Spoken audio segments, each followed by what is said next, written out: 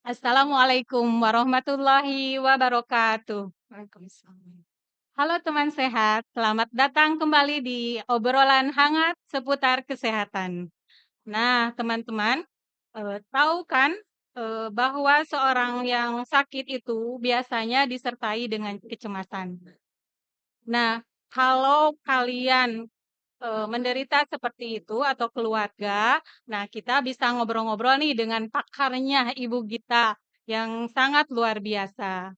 Ya, mulai kita obrol-obrol. Selamat siang Ibu. Selamat siang.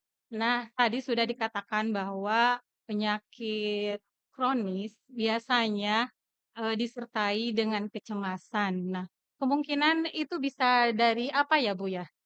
Ya, memang, penyakit kronis itu kan banyak faktor risikonya. Ya. Nah, salah satunya justru faktor risiko kenapa penyakit kronis ini susah untuk dikendalikan, ya di antaranya adanya ansietas itu, kecemasan gitu ya. Sebagai contoh misalkan gini, pasien-pasien yang sekarang yang kami tangani ya di wilayah kerja kami, itu banyak yang menderita penyakit kronis seperti hipertensi, diabetes, jantung, stroke, gitu. Nah, dari hasil kajian kita, rata-rata memang mereka hampir seluruhnya, terutama lansia, dan bukan hanya lansia sebetulnya, yang usia produktif juga sama, mereka banyak mengalami kecemasan. Nah, dari kecemasannya itu, eee, akibatnya ya seperti hipertensinya susah turun meskipun dengan obat gitu ya. Diabetes glukosanya susah turun meskipun sudah dapat obat gitu ya. Jadi memperberat ya kalau Mem dia dalam kondisi cemas gitu. iya betul. Jadi penyakitnya memang susah dikendalikan. Karena memang pada dasarnya kan seperti hipertensi, diabetes itu kan bukan penyakit yang bisa disembuhkan ya, Oh tapi ya, dikendalikan. harus seumur hidup ya Iya, obat menggunakan seumur obat hidup, ya. Untuk hipertensinya tensi turun dengan obat, Oh, diabetes gula turun dengan obat, oh, tetapi penyebab yang karena ansietasnya itu, ya tidak bisa diobati dengan obat hipertensi. oh, jadi harus dibangun, dikendalikan kecemasannya ya Bu? Iya betul, dikendalikan kecemasannya. Nah, ada nggak cara atau trik yang bisa menurunkan kecemasan itu? Oh iya, jadi kalau saya sendiri kan basicnya perawat ya, Bu. Ya, Jadi dalam asuhan keperawatan itu ada beberapa tindakan yang memang dia bisa menurunkan kecemasan. Ini by evidence based ya, ya, jadi sudah ada jurnal-jurnal yang mendukungnya. oke ya.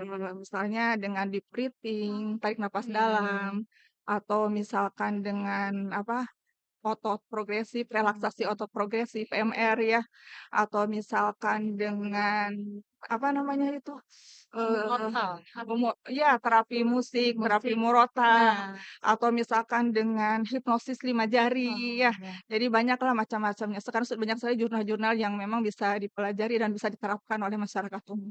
Bisa sedikit Bu mempraktekkan untuk cara mengatasi ansietas pada pasien dengan penderita penyakit yang kronis itu. Nah ya, yang paling sederhana saja ya, Iya, yang paling eee, sederhana yang bisa dilakukan oleh semuanya. iya.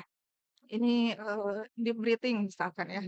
Deep breathing itu memang banyak sekali jurnal penelitian, tarik napas dalam. Kita kan sehari-hari tarik napas ya, Bu. Iya. Tetapi tarik napas kita berbeda dengan tarik napas dalam. Oh gitu ya? Iya. Kalau tarik napas biasa kan cuma, "Coba Ibu tarik napas." Nah, Biasa gitu kan ya. biasa. Itu kan, tidak berpengaruh kepada, kecemasan Oh, ya.